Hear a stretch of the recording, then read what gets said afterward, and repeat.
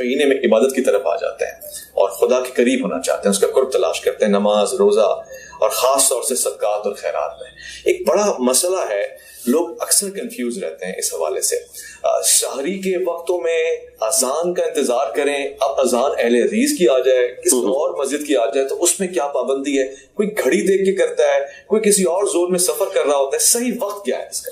دیکھیں، جب تک گھڑیوں والا سلسلہ نہیں تھا نا، اس وقت تک تو یہ بالکل صحیح بات ہے کہ بخاری مسلم میں ملتا ہے کہ 2 اذانیں ہوتی تھی۔ ایک اذان سیدنا بلال دیتے تھے، صحیح بخاری مسلم دونوں میں یہ حدیث موجود ہے، اور وہ اذان ہوتی تھی سحری کے وقت اٹھانے کے لیے۔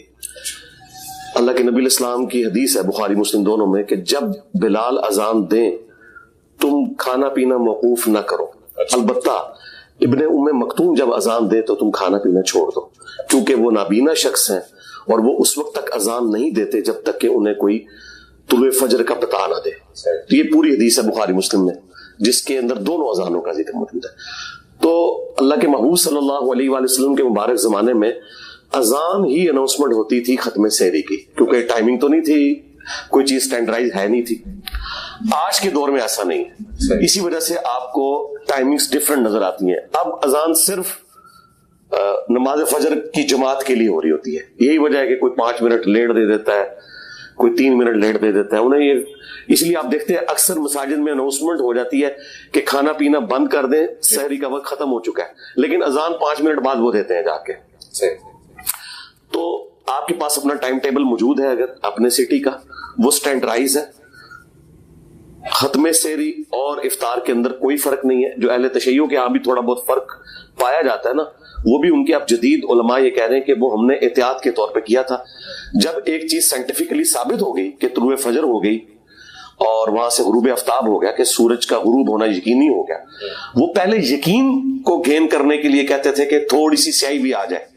اب ہمیں سائنٹیفکلی یہ پتا ہے، ٹو لائٹ کے اعتبار سے بھی، لیٹ لانگس کے اعتبار سے پوری کیلکولیشن ہوئی ہے کہ یہ زمین کی کرویچر ہے اور اس کے بعد سورج واقعتاً غائب ہو چکا ہے، یا اس وقت جو ہے وہ ختم سحری ہو چکی ہے اور طلوع فجر ہو چکا ہے۔ تو اب تو یہ جھگڑا ختم ہونا چاہیے۔ تو آپ اسلام 360 کے اندر بھی ہے، اور جو مسلم پرو ہے سافٹ ویئر اس کے اندر بھی، اور ٹائم ٹیبل بھی مختلف مکاتب فکر کے لوگوں نے چھاپے میں، تو ان کو آپ فالو کریں، اپنی گھڑی کو دیکھیں، آپ مسجدوں کی اذان کو نہ دیکھیں۔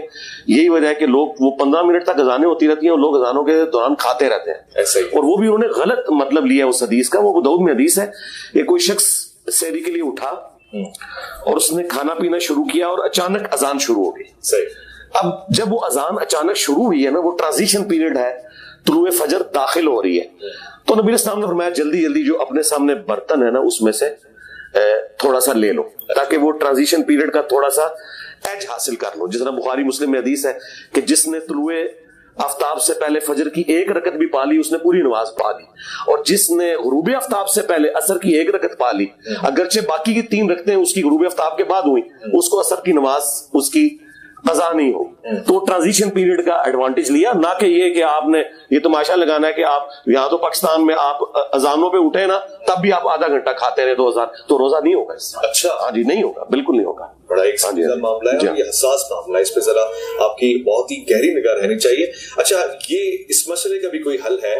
جدید تقاضوں میں یہ ہوتا ہے جی سفر میں بھی افطار تک پہنچے نہیں، ہمارے یہاں تو یہ ہوتا ہے کہ جی بھاگ رہے ہیں، دوڑ رہے ہیں، حادثات ہو رہے ہیں، ایکسیڈنٹس ہو رہے ہیں، کھجور منہ میں رکھنا ہے، تو اگر تھوڑی 5-10 منٹ تاخیر ہو جائے، یہ چلے آدھا گھنٹہ ہو جائے تو روزہ چلا جائے گا ہاتھ سے، یہ باقی رہے؟ نہیں، روزے کو کوئی فرق نہیں پڑنا۔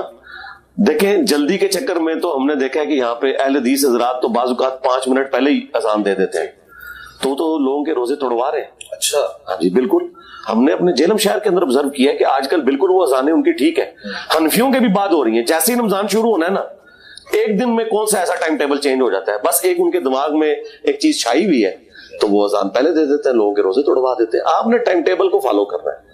حالانکہ اہل حدیث حضرات کا سب سے بڑا ادارہ دارالاسلام پبلیکیشن ہے، ان کی اپنی ٹائمنگ کے مطابق بھی نا 6-7 منٹ پہلے وہ غروب آفتاب کروا رہے ہوتے ہیں، اور دارالاسلام کی ٹائمنگ بالکل درست ہے، تو وہ اپنی ٹائمنگ کو بھی فالو نہیں کر رہے۔ وہ 1955 کے اندر کہیں انہوں نے کوئی ٹائم ٹیبل ان کے لوگوں نے اس وقت کوئی کیلکولیٹ جو لمیٹڈ سورسز کے اندر کیے، ہم ان کی نیت پہ شک نہیں کرتے، لیکن اب تو ہمیں پتہ چل چکا ہے کہ پراپر ٹائمنگ کیلکولیٹ کرنے کا طریقہ کیا ہے، تو اس کے بعد تو اب میرا خیال ہے کوئی گنجائش نہیں ہونی چاہیے۔ تو یہ افراتفری مچانا اور اس کی وجہ سے ایکسیڈنٹ کرنا کوئی ضرورت نہیں ہے. تاخیر ہو جائے تو کوئی مسئلہ نہیں, کوئی مسئلہ نہیں ہے. تاخیر جس کو کنڈیم کیا گیا نا وہ جان بوجھ کے تاخیر کرنا ہے, بیٹھے ہوئے ہیں اور جان بوجھ کے آپ جو ہے نا وہ افطار کو لیٹ کر رہے ہیں خام خواہ, تو ظاہر ہے کہ آپ اللہ کے حکم کو توڑ رہے ہیں نا. سنت تو یہ ہے کہ آپ نے سحری جو ہے وہ لیٹ سے لیٹ کرنی ہے اور افطار جلدی سے جلدی کرنا ہے, لیکن ٹائم سے پہلے نہیں کرنا. اور اس کے پیچھے حکمت یہ ہے کہ اسلام کی ایک مینٹالٹی ہے کہ انسانیت کی جس میں بہتری ہو. بہتری تو یہی ہے نا کہ آپ کے روزے کا سپین کم ہو جائے گا, وہاں سے آپ ساری لیٹ کریں اور افطار ٹائم پہ فوراً کر لیں, تو آپ کو وہ تکلیف اور مشقت جو روزے کی ہے وہ کم سے کم وقت کے لیے گزارنی پڑے گی. باقی اس کو جو سنی شیعہ کنفلکٹ بنا کے ایک مصیبت کھڑی کر دی ہے نا, تو یہ بالکل غلط ہے. اچھا, کچھ ریسرچر نام نہاد یہ بھی کہتے ہیں جی دین تو ایک ہی ہے, اللہ تعالیٰ نے جو وقت رکھ دیا وہ سب کے لیے یکساں ہے. مثلا حضرت عیسیٰ علیہ السلام کے زمانے میں جو روزے رکھے جاتے تھے, آج ان کی قوم یا ان سے چاہنے یا محبت کا دعویٰ کرنے والے چاند دیکھ کے افطار کر رہے ہیں. اگر تو اصلاً تو ہمیں وہیں تک جانا چاہیے, تاخیر کرنی چاہیے, بجائے یہ کہ بالکل جب سورج اپنی کرنیں چھوڑ رہا ہو, رخصت کر رہا ہو, اس وقت الوداع نہ کہیں. دیکھیں جی, قرآن میں بالکل واضح آیا کہ آپ نے روزے کو مکمل کرنا ہے رات ہونے تک. اب رات کی ڈیفینیشن جو ہے وہ یہی ہے کہ غروب آفتاب کے بعد رات ہو جاتی ہے. یہ جو شام کا لفظ بولا جاتا ہے نا, وہ غروب آفتاب سے لے کے عشاء کا وقت داخل ہونے تک کو شام نہیں کہا جاتا. شام جو ہے وہ غروب آفتاب سے پہلے ہے. عصر اور مغرب کا درمیانی جو فرق ہے نا, اسے شام کہا جاتا ہے. جو لوگ وہ اہل تشیع حضرات بھی پلی لیتے ہیں نا کہ جی لیل کا لفظ ہے, تو لیل رات ہے. رات کب شروع ہوتی ہے؟ جب غروب آفتاب ہوگا. ہاں, تو بس غروب آفتاب کے بعد رات شروع ہوگی. آپ غروب کو انشور کریں, یہ میں بھی اس حق میں ہوں کہ غروب کو انشور کرنا ضروری ہے. میں تو یہ نظانوں کے ساتھ روزہ نہیں کھولتا. اتفاق کرتے ہیں کہ پہلے مغرب کی نماز پڑھ لیں پھر افطار کریں. نہیں, پہلے آپ افطار کریں. ظاہر ہے اس مشقت میں اپنے آپ کو کیوں ڈالنا ہے, آپ پہلے افطار کریں پھر تسلی سے آپ نماز پڑھیں. کہتے ہیں کہ خود سنت کا طریقہ کار بھی یہ رہا اور شیخین کا طریقہ کار بھی یہ رہا. وہ جو الموطا ممالک سے یہ روایت پیش کرتے ہیں وہ منقطع ہے. اچھا, ہاں جی, وہ جس راوی نے بیان کیا ہے نہ حضرت ابو بکر کا زمانہ اس نے پایا نہ حضرت عمر کا, اور اس نے کہا جی شیخین جو ہے وہ نماز مغرب پڑھنے کے بعد افطار کرتے تھے, وہ الموطا ممالک کی روایت ہی منقطع ہے. بلکہ میں ایک دفعہ اپنے استاد کے پاس بیٹھا ہوا تھا, جو میری ایک ہی ریکارڈنگ ہے مولانا اسحاق صاحب رحمہ اللہ کے ساتھ, جو 40 کوسچنز ہیں جو 23 مارچ 2012 کو ریکارڈ ہوئے تھے. تو اس دوران انہوں نے ایک کتاب اٹھائی ہوئی ہے اور وہ اینک سے کر رہے ہیں, اور پھر وہ انہوں نے ساتھ ہی بولا کہ بھائی این تے شیخین دا زمانہ ہی نہیں پایا ہوا, ایک ہی میں کہندا ہوا ہے. وہ یہی مسئلہ اس وقت بیان کر رہے تھے اور یہ ویڈیو میں بھی آیا ہوا ہے. یعنی یہ جو میں کہہ رہا ہوں نا روایت منقطع ہے, تو یہ میرا صرف موقف نہیں ہے, جو علم حدیث میں ایکسپرٹیز رکھنے والے لوگ ہیں.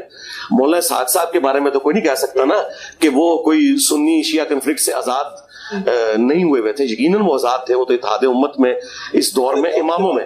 کیا بات ہے.